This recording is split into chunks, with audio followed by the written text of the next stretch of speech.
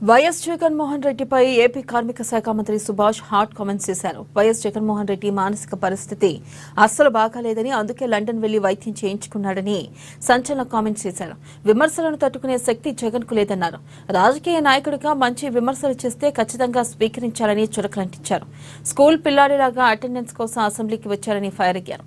ఆ తర్వాత అసెంబ్లీ నుంచి పారిపోయాడని సెటైర్లు పేల్చారు. జగన్ మానసిక పరిస్థితి బాగాలేకపోతే ఏపీ ప్రభుత్వం తరపున వైద్యం అందిస్తామని కూడా చురకలంటించారు. లండన్ దాకా పోవాల్సిన అవసరం లేదని అన్నారు.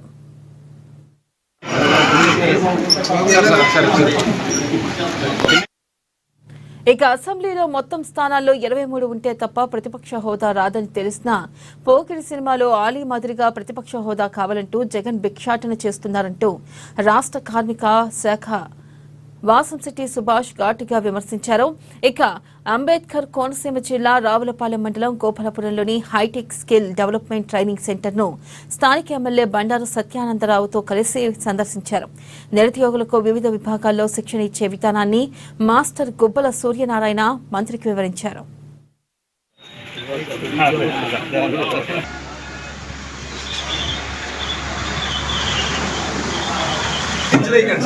వారు కూడా నేషనల్ స్కిల్ డెవలప్మెంట్ కార్పొరేషన్ కూడా అప్లై చేస్తూ ఉన్నారు.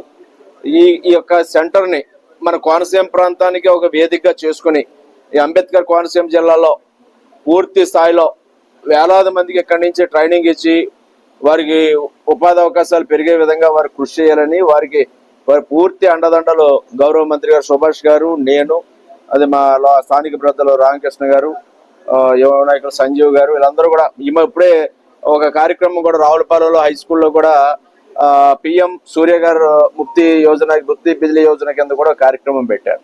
సోలార్ ఇప్పుడు విపరీతంగా ప్రోత్సహిస్తున్నారు చంద్రబాబు నాయుడు గారు. అందులో భాగంగా ఇప్పుడే ఒక 60 మంది యువకులు ట్రైనింగ్ అవ్వడం జరిగింది.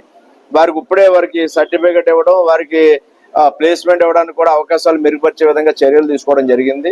ఎప్పుడు చిత్తశుద్ధిగా లేరు. కేవలం వాలంటరీ వ్యవస్థనే వాళ్ళు కార్యకర్తలను వాలంటరీ వ్యవస్థగా పెట్టుకుని మరి 5,000 శాలరీ ఇస్తూ వాళ్ళ యొక్క పార్టీ కార్యక్రమాలు నిర్వహించేవారు. మరి ఈ రోజున సుమారు 8 లక్షల కోట్ల పెట్టుబడుల ద్వారా 2 నుంచి 3 లక్షల ఉద్యోగాలు రానున్న 2 సంవత్సరాల్లో భర్తీ చేయడానికి సిద్ధంగా ఉన్నాయి. అలాగే డిఎస్సి కూడా ప్రకటించారు.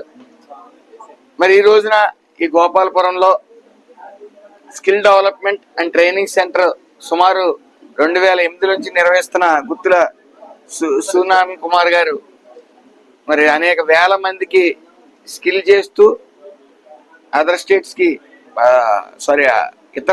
ఇతర దేశాలకి వేల సంఖ్యలో పంపడం, అదేవిధంగా hi-tech institute of training and testing అని గత 40